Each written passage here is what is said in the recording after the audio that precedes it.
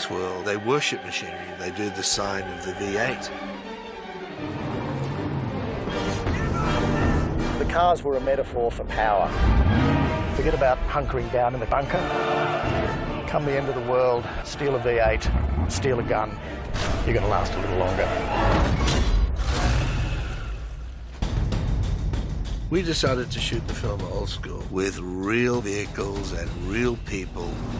This is a story that's in constant movement. There's a huge design element here. The vehicles look very distinguished and different from one another. Given the vicissitudes of rolling, crashing, smashing, setting fire, we've required to build 130 vehicles all up. The Interceptor.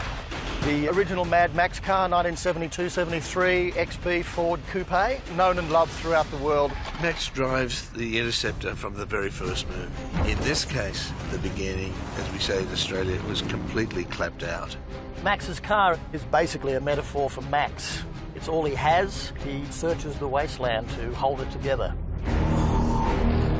For every hero, there's a villain.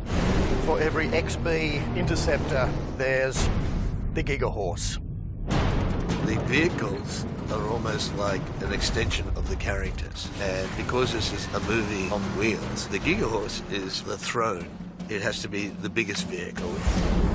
In a world where there's barely one of anything, to show you had power, he's the man who's got two of everything. So, a pair of 1959 Cadillac Coupe de Villes. It's two V8 engines locked together into one shaft.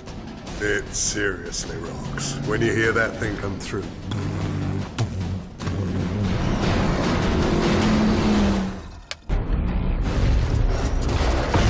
The War Rig is probably, after the human characters, the next most important character. It's the vehicle in which they flee across the wasteland.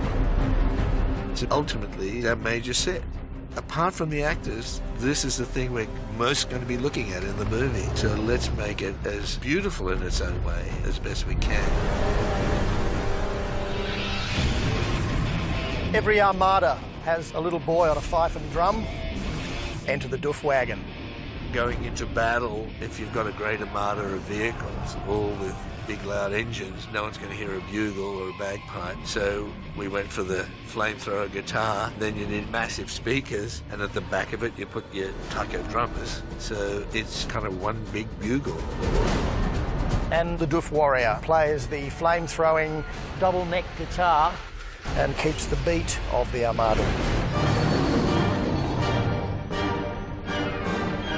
So feel a rumble, and then you see trucks full of these war boys flying past. Everyone's hyped up. A lot of it's not acting. I got chills completely shooting that stuff. We basically tried to build the vehicles the way that it would have been done in the apocalypse. It's a dog-eat-dog world, and there's not enough dog to go round, so really at the end of the world, it's all about power.